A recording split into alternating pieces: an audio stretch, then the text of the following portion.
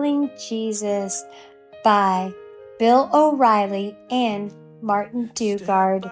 Chapter 1, Bethlehem, Judea, March 5th, BC, morning.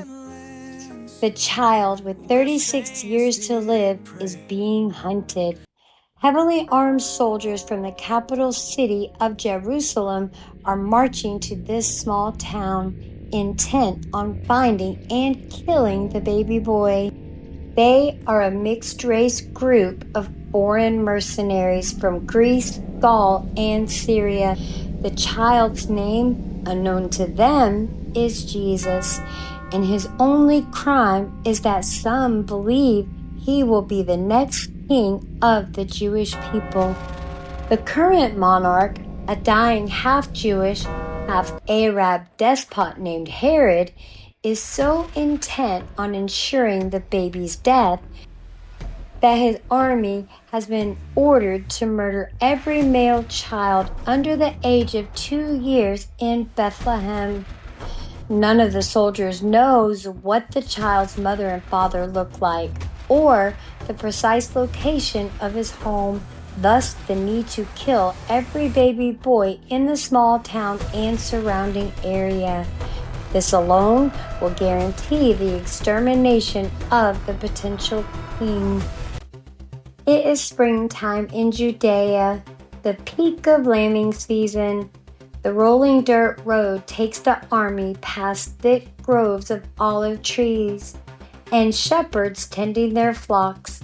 The soldiers' feet are clad in sandals, their legs are bare, and they wear the skirt-like terjus to cover their loins.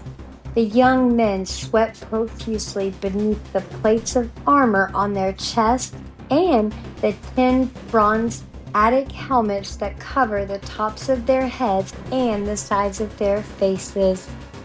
The soldiers are well aware of Herod's notorious cruelty and his penchant for killing anyone who would try to threaten his throne. But there is no moral debate about the right or wrong of slaughtering infants, nor do the soldiers question whether they will have the nerve to rip a screaming child from his mother's arms and carry out the execution. When the time comes, they will follow orders and do their jobs, or risk being immediately killed for insubordination. The sword's blade is how they plan to dispatch the babies. All soldiers are armed with the Judean version of the razor-sharp plugio and gladius preferred by the Roman legions, and they wear their weapons attached to the waist. Their method of murder, however, will not be restricted to the dagger or sword.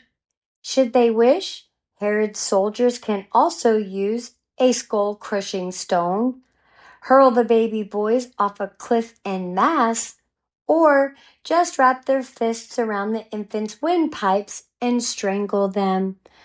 The cause of death is not important. What matters most is one simple fact: King of the Jews or not, the infant must die. All right, so that we leave off at the very tip top of page 11, and it separates by triple crosses, which I've read the book before, so it's switching points of view. It's keeping the timeline simultaneously, but it's telling what's happening from, Jesus and his parents, and then, of course, the horrible King Herod that is seeking to kill Jesus. And wow. Meanwhile, in Jerusalem, King Herod gazes out a palace window toward Bethlehem, anxiously awaiting confirmation of the slaughter. In the cobbled streets below him, the Roman-appointed king sees the crowded bazaars, where vendors sell everything from water and dates to tourist trinkets and roast lamb.